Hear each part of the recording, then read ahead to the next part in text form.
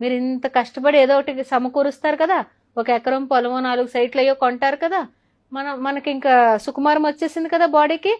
ఈ తరం చేస్తున్నారు అలాగా. కావాలంటే బయటకు వెళ్ళి అడగండి, ఏం కష్టపడతాంలో 1 ఎకరం అమ్ముకుందాం.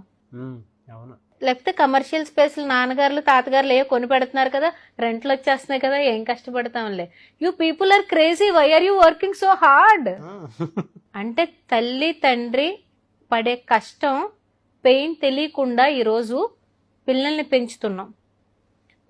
మనకు రీసెంట్గా ఒక వాట్సాప్లో ఫార్వర్డ్ మెసేజ్ వచ్చిందండి.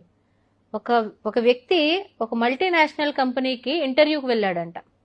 వెళ్తే అక్కడ హెచ్ఆర్ రిక్రూటర్ అడిగారంట, చాలా పెద్ద కంపెనీ, you are very qualified for everything, నువ్వు జాబ్లో హ్యాపీగా జాయిన్ అవ్వచ్చు, 20 లక్షలు నీ ప్యాకేజ్, కానీ మీ ఫ్యామిలీ గురించి ఒక్కసారి డీటెయిలింగ్ చెప్పు అని అన్నాడంట. మా తల్లిదండ్రులు ఇనప వస్తువులు, ప్లాస్టిక్ డిస్పోజల్ ఇవి ఏరుకుని అవన్నీ వేస్ట్ డిస్పోజల్ అమ్మి నన్ను కష్టపడి చదివించారండి. అందుకనే నేను ఎలా అయినా పెద్ద ఉద్యోగం సంపాదించి వాళ్ళని బాగా చూసుకోవాలనుకుంటున్నానండి అని చెప్పాడంట.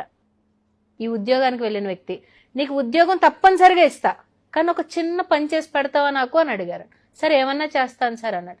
ఒక 3 రోజులు మీ అమ్మగారు నాన్నగారితో పాటు వెళ్ళి వాళ్ళు చేస్తున్న పని 3 డేస్ చేసి నువ్వు 4th డే రా, నేను నీకు జాబ్ ఇస్తాను అన్నాడు.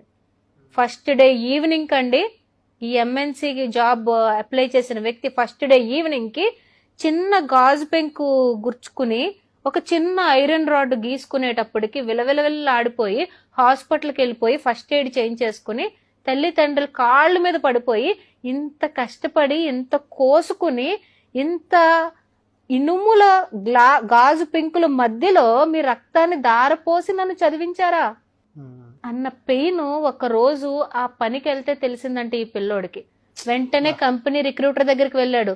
సార్ మీరు జాబ్ ఇచ్చినా ఇవ్వకపోయినా వాళ్ళు నాకు కళ్ళు తెరిపించారు సార్. నా తల్లిదండ్రులు ఎంత రక్తం చిందించి నాకు ఈ రూపాయి సంపాదించారో నాకు ఇప్పటి వరకు నిజంగా తెలియదు. వాళ్ళు కష్టపడుతున్నారని తెలుసు కానీ చేతులు బొబ్బలు వచ్చేసి కాళ్ళు రాసుకుపోయేంతలా కష్టపడుతున్నారని నాకు తెలియదు సార్.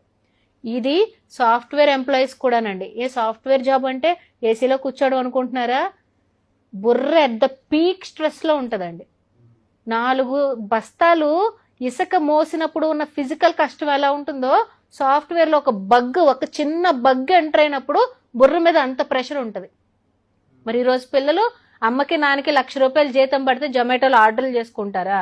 అమెజాన్ లో కూర్చుని గేమ్స్ కొనుక్కుంటా ఉంటారా? ఈ కష్టం పిల్లలకు తెలియాలి కదండి. It is not easy. ₹1 సంపాదించాలి